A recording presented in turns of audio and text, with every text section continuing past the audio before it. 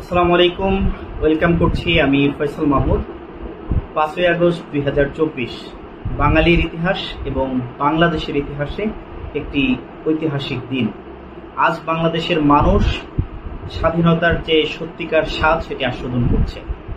বিগত 3টি নির্বাচন বাংলাদেশের মানুষ একটি অগণতান্ত্রিক এবং স্বৈরাচার সরকারের যে উত্থান সেটি দেখেছিল। আজকে এই বিজয়ের মধ্য দিয়ে বাংলাদেশের মানুষ ছাত্র সমাজের যে বিজয়, সেই বিজয়কে সামনে রেখেই এই অগণতান্ত্রিক এবং স্বৈরাচার সরকারের যে পতন সেটি কিন্তু নিশ্চিত করেছে। আজকে বাংলাদেশের স্বাধীনতা এবং সার্বভৌমত্বকে বিকিয়ে দিয়েও নিজেরা ক্ষমতায় টিকে থাকার জন্য যে আপ্রাণ চেষ্টা এই একটি গোষ্ঠী, একটি রাজনৈতিক দল করেছিল, তাদের সকল চেষ্টা আজকে ব্যর্থতায় নিমজ্জিত হচ্ছে। বাংলাদেশের ছাত্র সমাজ একটি যৌক্তিক আন্দোলনের মধ্য দিয়ে, একটি যৌক্তিক দাবি আদায়ের মধ্য দিয়ে যেই চ্যাপ্টারটি সমাপ্ত করতে চেয়েছিল, সেই চ্যাপ্টারটি সেখানেই সমাপ্ত হতে পারত। কিন্তু আজকে একটি স্বৈরাচার সরকার যখন বাংলাদেশের সকল সাধারণ শিক্ষার্থীদেরকে, ছাত্র সমাজকে যখন আজকে নব্য রাজাকার বলে আখ্যায়িত করে, আজকে যখন ওই ছাত্র সমাজদেরকে তারা যখন রাজাকারের নাতিপুতি বলে আখ্যায়িত করে, এদেশের দেশদ্রোহী বলে আখ্যায়িত করে, তখন কিন্তু বাংলাদেশের ছাত্র সমাজ সেটি সহজভাবে নিতে পারেনি। বাংলাদেশের ছাত্র সমাজ সেই বক্তব্যের পরেই বাংলাদেশের প্রত্যেকটি শিক্ষা প্রতিষ্ঠানে, প্রত্যেকটি আনাচে কানাচে যে আন্দোলনের দুর্গ গড়ে তুলেছিল, সেই আন্দোলন আজকে সফল হয়েছে। আজকে এই সরকারের পতনের মধ্য দিয়ে বাংলাদেশের ছাত্র সমাজ এটা প্রমাণ করেছে, পৃথিবীর ইতিহাসে কোনো সরকার, কোনো দেশ ওই দেশের ছাত্র সমাজের বিরোধিতা করে, ছাত্র সমাজকে উপেক্ষা করে ওই দেশের সরকার পরিচালনা করতে পারেনি, ওই দেশকে পরিচালনা করতে পারেনি। আজকে বাংলাদেশের যে ইতিহাস রচিত হয়েছে, সেই ইতিহাস পৃথিবীর ইতিহাসে একটি ঐতিহাসিক দিন হিসেবে আখ্যায়িত হবে। আমরা ছোট থেকেই বাংলাদেশের মুক্তিযুদ্ধের, 52-এর ভাষা আন্দোলনের, 69-এর গণ অভ্যুত্থানের যে বিকৃত ইতিহাস আমরা পড়েছি, আমরা জেনেছি আজকে 2024-এ এই সরকারের অগণতান্ত্রিক যে সরকার, সেই সরকারের পতনের মধ্য দিয়ে আমরা সেই ইতিহাসকে ভুলুণ্ঠিত করে আজকে নতুন ইতিহাস রচনা করেছি। আজকে বাংলাদেশের ছাত্র সমাজ যখন নিজের জীবনকে বাজি রেখে আজকে পুলিশের বুলেটের সামনে দাঁড়িয়ে নিজের বুকে রক্তবিন্দু দিয়ে চেষ্টা করতে পারে, আন্দোলন করতে পারে, আন্দোলন শুরু করতে পারে, এই আন্দোলনের সফলতা সেদিনই শুরু হয়ে গিয়েছিল। সত্যিকার অর্থে যখন বাংলাদেশে আবু সাইদের মতো, বীর মুগ্ধদের মতো বীর সন্তানেরা নিজের জীবনকে বিকিয়ে দিতে শিখে গেছে, যখন বাংলাদেশের সাধারণ মানুষ ছাত্রদের সুরে সুর মিলিয়ে কথা বলা শিখেছে, শুরু করেছে, ঠিক তখনই বাংলাদেশের যে নতুন সূর্যোদয় সেটি কিন্তু তখনই হয়েছিল। আজকে একটি স্বৈরাচার সরকার বিগত 3বার বাংলাদেশের মানুষের ভোটের অধিকার থেকে বঞ্চিত করেছে।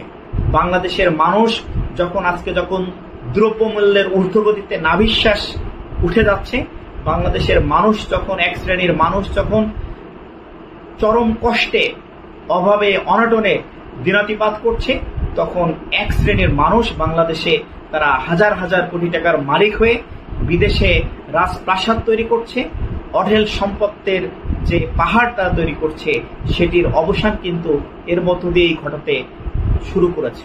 আজকে ছাত্র সমাজ যদি এই দায়িত্ব নেয়, আজকে ছাত্র সমাজ যদি দেশ বিনির্মাণের দায়িত্ব নেয়, উদ্বুদ্ধ হয়, তাহলে নিশ্চিতভাবেই বলা যায় আগামীর যে বাংলাদেশ হবে সেটি সত্যিকার অর্থেই একটি দুর্নীতিমুক্ত এবং মেধাবীদের বাংলাদেশ হবে।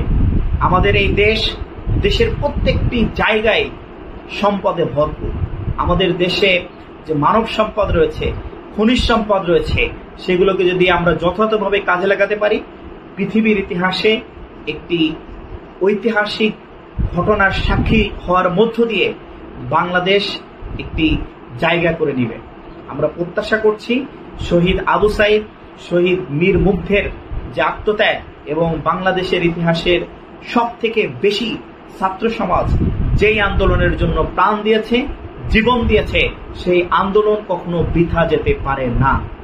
আজকে পৃথিবীর ইতিহাসের কোন সরকার, যত শক্তিশালী সরকার হোক না কেন, কোন সরকারই আজকে কিন্তু ছাত্র সমাজের বিরুদ্ধে গিয়ে ছাত্র সমাজকে উপেক্ষা করে সেই দেশে যত বড় স্বৈরতান্ত্রিক সরকারই হোক না কেন টিকে থাকতে পারেনি। বাংলাদেশের ইতিহাসেও সেটি হয়নি, বাংলাদেশের মানুষ আজকে সেটি হতে দেয়নি। আজকে আন্দোলন যে ছাত্ররা শুরু করেছিল, সেই আন্দোলনে বাংলাদেশের প্রত্যেকটি সাধারণ মানুষ অংশগ্রহণ করেছে।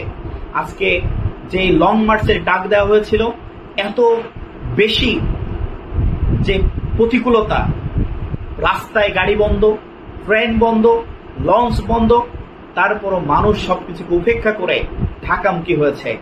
মানুষ আজকে ঢাকায় এসেছে, আজকে এই যে সংগ্রাম, যে আন্দোলন, সেটি সফল করেছে।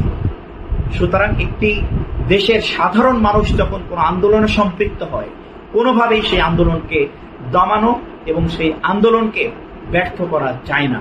আজকে বাঙালি এবং বাংলাদেশের মানুষ সেটি বারবার প্রমাণ করেছে।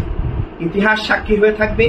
ইতিহাসের প্রত্যেকটি চ্যাপ্টারে 2024-এর এই আন্দোলন বাঙালির ইতিহাসে লেখা থাকবে ইনশাআল্লাহ। আজকে সেই শুরু থেকে, এই আন্দোলনের শুরু থেকে যত মানুষ শহীদ হয়েছে, হাজার হাজার মানুষ আজকে গ্রেফতার হয়ে কারাগারে রয়েছে। আজকে হসপিটালের বেডে যখন তারা কাতরাচ্ছে, তখন যে স্বাধীনতার নতুন সূর্যোদয় বাংলাদেশের ইতিহাসে হয়েছে, সেটি সত্যিকার অর্থেই তাদের হৃদয়কে আনন্দে উদ্বেলিত করে তোলে। আমরা প্রত্যাশা করছি আগামীর যে বাংলাদেশটি হবে, সেটি হবে ছাত্রদের তত্ত্বাবধানে, মেধাবীদের তত্ত্বাবধানে একটি দুর্নীতিমুক্ত এবং সুখী ও সমৃদ্ধ বাংলাদেশ। আমরা স্বপ্ন দেখছি এই মেধাবী প্রজন্ম যদি আগামী দিনে এই বাংলাদেশের দায়িত্বভার গ্রহণ করে, তাহলে নিশ্চিতভাবেই বলা যায় বাংলাদেশের ইতিহাস এবং বাঙালিদের ইতিহাস পৃথিবীর ইতিহাসে স্বর্ণাক্ষরে লেখা থাকবে।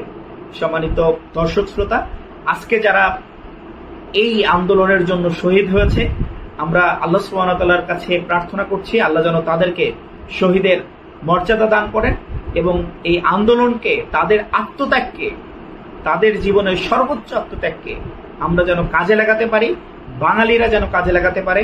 এবং আজকে যখন বাঙালিদের যে স্বাধীনতা, সার্বভৌমত্বকে বিকিয়ে দিতেও এক শ্রেণীর মানুষ তারা তাদের ক্ষমতাকে টিকিয়ে রাখার জন্য কুণ্ঠাবোধ করেনি, আজকে সাধারণ মানুষ কিন্তু সেই স্বাধীনতা এবং সার্বভৌমত্ব রক্ষার জন্য যেমন মাঠে নেমে এসেছে।